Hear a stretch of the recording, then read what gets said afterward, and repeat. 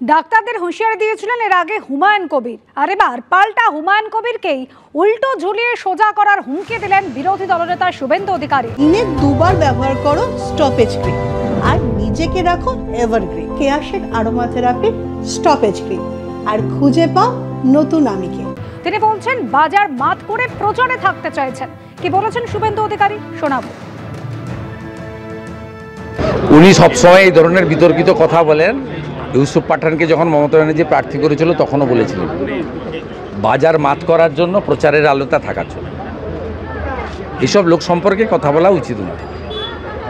এইসব লোককে কী করে উল্টো দিকে ঝুলিয়ে সোজা করতে হয় সেটা বিজেপি সরকার এলে করে দেখাবো। আর যে পরিপ্রেক্ষিতে শুভেন্দু অধিকারীর এই মন্তব্য, ভরতপুরের তৃণমূল বিধায়ক হুমায়ুন কবির বহরমপুর মেডিকেল কলেজের চিকিৎসক জুনিয়র ডাক্তারদের নিশানা করে কি বলেছিলেন দেখুন। সব ডাক্তার বাবুদের যে চলাফেরা গতিবিধি আমি লক্ষ্য রাখছি। বহরমপুর মেডিকেল কলেজে কি হয় আর ওই জুনিয়র ডাক্তারদের যে কি চলাফেরা, তারা যেসব সরকারি বিল্ডিং এর থেকে সরকারের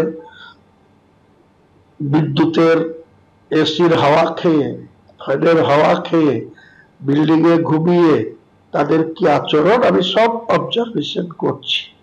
আমি যেদিন সামনাসামনি হব প্রথমেই করবো যে আপনার কি করেছিলাম আমি, যে আপনি আমার বাইরে এফআইআর করলেন, আর সেটা বহরমপুর থানা আবার আমার বিরুদ্ধে নন অ্যাভেলেবল সেকশনে করে দিল।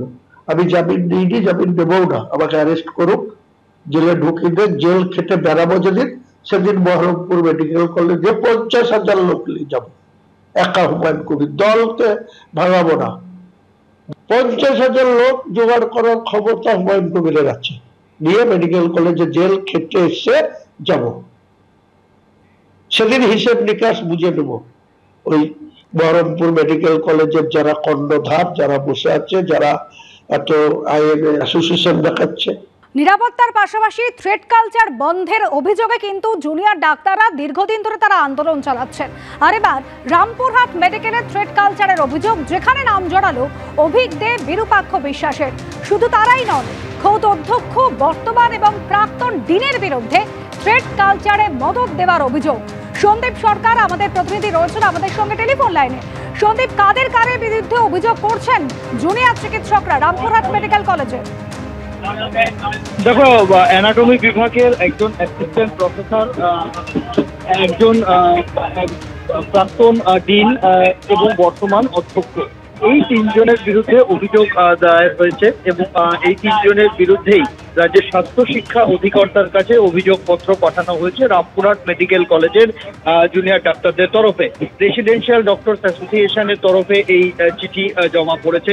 অভিযোগ বা বিভিন্ন মূল অভিযোগের নির্যাস যেটা, রামপুরহাট মেডিকেল কলেজ হাসপাতালে এই হুমকির সংস্কৃতির পৃষ্ঠপোষকতা করার অভিযোগ রয়েছে, হুমকির সংস্কৃতি চালানোর অভিযোগ রয়েছে এবং অভিযোগ রয়েছে অভিক দে এবং বিরূপাক্ষ বিশ্বাস, সৌরভ পাল, অর্থাৎ যাদের নাম ইতিমধ্যে গাজীকর কাণ্ডের পর একেবারে সামনে এসেছে। নানান অভিযোগ থ্রেড কালচারের যাদের বিরুদ্ধে উঠেছে, যাদের বিরুদ্ধে তদন্ত চলছে, যারা ইতিমধ্যেই সাসপেন্ডেড বিভিন্ন পদ থেকে, তারা তাদের ঘনিষ্ঠ কিছু ডাক্তারি পড়ুয়া তাদের বাড়তি সুবিধা পাইয়ে দেওয়ার অভিযোগ উঠেছে। সেই সুবিধা পরীক্ষার ফলে পাইয়ে দেওয়া এবং সেই সুবিধা মাস ম্যানিপুলেশনের মাধ্যমে পাইয়ে দেওয়া, এই অভিযোগ তোলা হয়েছে এদের বিরুদ্ধে। যদিও যাদের বিরুদ্ধে অভিযোগ তোলা হয়েছে তারা সেই অভিযোগ অস্বীকার করেছেন এবং তাদের বক্তব্য স্বাস্থ্য দপ্তরের কাছে তারা যা জানানোর জানাবেন। ধন্যবাদ।